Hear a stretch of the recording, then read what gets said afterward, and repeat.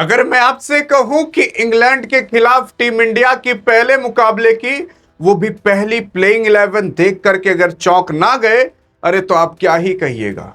क्योंकि जिस मुकाबले के अंदर सूर्यवंशी हो सकते हैं तो अभिषेक शर्मा, संजू हो सकते हैं तो ईशान किशन, लोग सोच रहे हैं कि ओपनिंग कौन करेगा, लोग सोच रहे हैं कि विकेट कीपिंग कौन करेगा, लोग सोच रहे हैं कि गेंदबाजी कौन करेगा, अरे लोग कंफ्यूज हैं कौन क्या करेगा।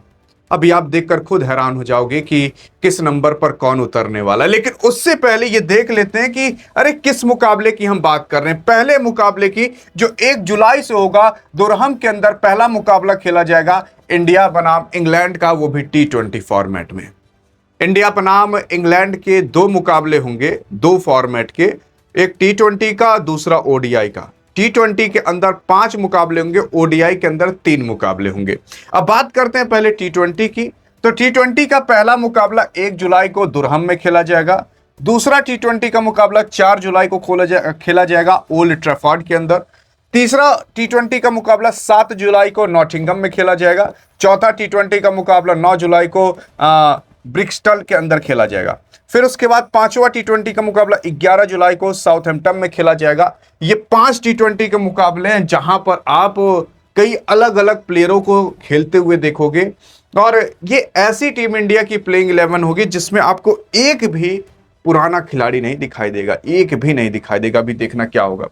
फिर उसके बाद कुछ और नहीं बल्कि आ जाता है ODI का मुकाबला। अगर बात कर ले ODI फॉर्मेट की, तो आप देख सकते हो कि 14 जुलाई को होगा पहला ODI का मुकाबला, दूसरा ODI का मुकाबला 16 जुलाई को होगा, तीसरा ODI का मुकाबला 19 जुलाई को होगा।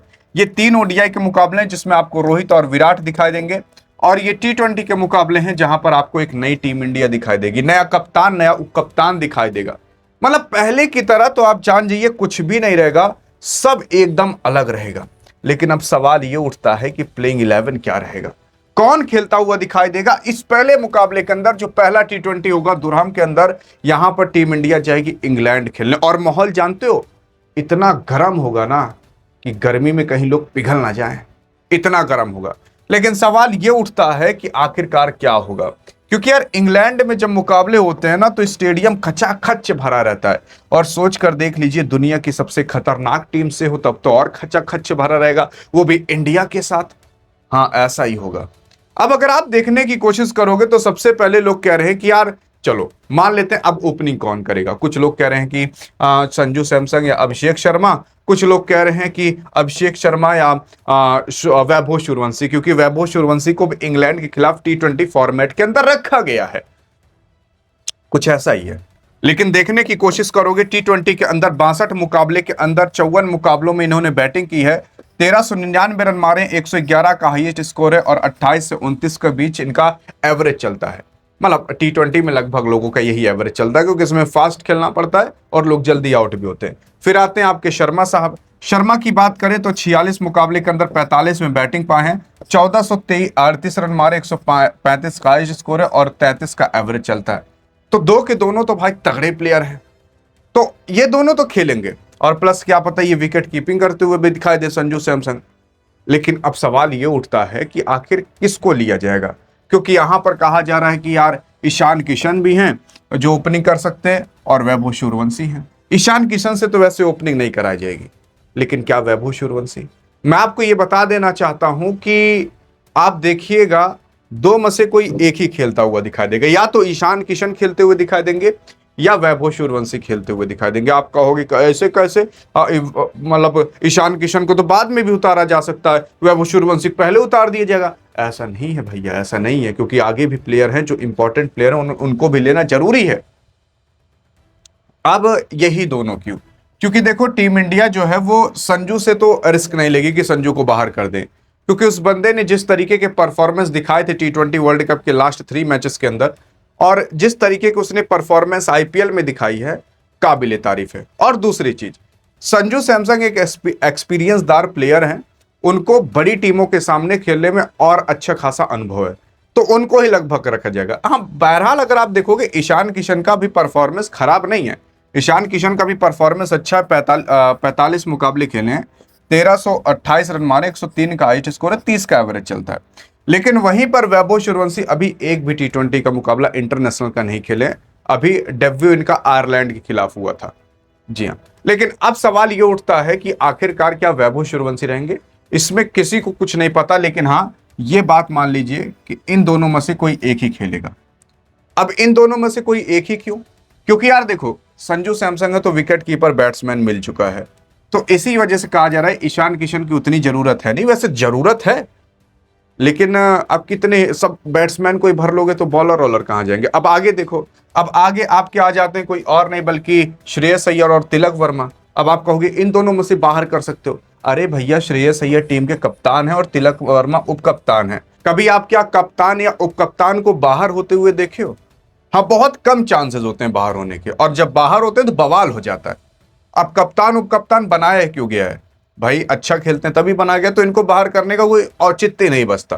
तो अब खुद सोचो, शुरुआत में 2 प्लेयर हो गए, संजू और अभिषेक, फिर या तो ईशान किशन या तो वैभव सूर्यवंशी, 3 प्लेयर हो गए, क्योंकि 2 में से कोई एक रहेगा। अब इधर 2 प्लेयर हो गए, तो टोटल 5 प्लेयर हो गए। अब 5 बैट्समैन, प्योर बैट्समैन हो गए बस। उसके बाद ऑलराउंडर्स आ जाएंगे, फिर बॉलर्स आ जाएंगे। यहां पर देखोगे तो आपके श्रेयस अय्यर आएंगे, जिन्होंने T20 के अंदर 51 मुकाबले खेले, 47 में बैटिंग मिली है, 1100 रन मारे हैं, 74 का हाईएस्ट स्कोर है, 30 का एवरेज चलता है। वहीं पर तिलक वर्मा की बात करें तो 49 मुकाबले खेले, 46 में इनको बैटिंग मिली है, 1390 मारे और 44 का एवरेज चलता है, 120 का एक बार हाईएस्ट स्कोर था इनका। और एशिया कप में भी देखोगे तो अव्वल परफॉर्मेंस दिए थे, इन्हीं की वजह से एशिया कप टीम इंडिया जीत पाई थी पाकिस्तान के खिलाफ। T20 वर्ल्ड कप के अंदर भी काफी अच्छा खासा इन्होंने हुनर दिखाया था। और अभी इंडिया, अफगानिस्तान और श्रीलंका का ट्राई नेशन सीरीज हुआ था टीम इंडिया ए का, वहां पर भी इन्होंने अपने कप्तानी में जीत दिलाई थी। हाँ, बस थोड़ा स्ट्राइक रेट इनका कम था, लेकिन जीत तब भी दिला दी अपने कप्तानी में। तो उप कप्तान भाई साहब को अच्छा खासा बनाया गया, तो इस वजह से ये दोनों प्लेयर तो आपको कंफर्म दिखाई देंगे। फिर उसके बाद यार अब बताओ, अक्षर पटेल को क्या नहीं लिया जाएगा, नीतीश कुमार रेड्डी को क्या नहीं लिया जाएगा? तो ऑलराउंडर्स भी कुछ रहने चाहिए। तो यहां पर अक्षर पटेल की बात करें तो अभी तक इन्होंने T20 के अंदर 94 मैचेस खेले, 57 में बैटिंग मिले, 702 रन मारे, 65 का हाईएस्ट स्कोर है, 18 का एवरेज चलता है। वहीं पर बॉलिंग में बात करें तो T20 के अंदर इन्होंने 97 विकेट लिए, 100 विकेट पूरे होने वाले हैं। फिर नीतीश कुमार रेड्डी आ सकते हैं, जिन्होंने T20 के अंदर अभी तक 3 विकेट लिए हैं और T20 के अंदर अभी तक 90 रन मारे। ज्यादा मुकाबले इनको नहीं मिले, इस वजह से थोड़ा कम खराब मतलब स्टैट मान सकते हो। और उसी के साथ साथ यहाँ पर ये दोनों इसलिए रहेंगे क्योंकि एक स्पिनर मिल जाएगा टीम इंडिया को, एक फास्टर मिल जाएगा। अब हार्दिक पांड्या है नहीं, तो नीतीश कुमार रेड्डी से ही काम चलाना पड़ेगा। फिर उसके बाद एक प्योर स्पिनर को लेने की जरूरत है, जैसे वरुण चक्रवर्ती, जो कि T20 के अंदर 1200 रन पिटवा है, लेकिन 73 विकेट लिए, 16 के एवरेज के साथ। मतलब 16-17 रन देते हैं तो 1 विकेट ले लेते हैं, हर 1-2 ओवर में 1 विकेट चटका देते हैं। मोहम्मद सिराज को भी लेना जरूरी है, जिन्होंने T20 के अंदर 448 रन दिए हैं और 17 विकेट लिए। मतलब T20 के अंदर अभी इतना बंदे ये खेल नहीं पाया है, ओडीआई और टेस्ट ज्यादा खेलता है, लेकिन इस बार मौके देने की इनकी बात की जा रही है। इधर फिर अर्शदीप सिंह और प्रिंस यादव को लेने की बात की जा रही है, जो T20 के अंदर 2500 रन दिए हैं, 127 विकेट लिए, 19 के एवरेज के साथ। 19 रन देते हैं तो 1 विकेट ले लेते हैं। और प्रिंस यादव को भी खिलाना जरूरी है, नए प्लेयर हैं, बड़ी टीम के साथ खेलेंगे तभी धड़क खुलेगी। तो यहां पर अभी तक इनका T20 के अंदर वैसा डेब्यू हुआ नहीं है, कोई स्टैट अभी इनके बारे में है नहीं। मतलब ये फर्स्ट क्लास का है, लिस्ट ए का है, ओडीआई का है। ओडीआई अभी खेले थे तो वही है, 94 रन दिए थे, 3 विकेट पाए थे। तो ये आपको देखने को मिल सकता है। मतलब अब देखो, 4 ओवर ये बहा देंगे, 4 ओवर वो, 8 ओवर हो गया, 4 ओवर ये फेंक देंगे, 8-4 12 और 4 16 हो गया। अब इसमें से 2 किसी न किसी थोड़ा बहुत बहवा दिया जाएगा तो 20 ओवर हो गया। इस तरीके से पूरी टीम इंडिया को रखा जाएगा। और अगर आप सोच रहे हो वैभव सूर्यवंशी रहेंगे कि नहीं रहेंगे, तो उनके बारे में क्लियर नहीं है, क्योंकि यहां पर इन दोनों में से किसी एक को लिया जाएगा। क्या पता शुरुआत के 2 मैचेस के अंदर इनको ले लिया जाए और फिर उसके बाद वैभव सूर्यवंशी को कंटिन्यू किया जाए। क्या पता शुरुआत में जब टीम इंडिया 2-3 मुकाबले जीत जाए, सीरीज जीत जाए, तब वैभव सूर्यवंशी को लेकर खिला लिया जाए, ऐसा भी किया जा सकता है।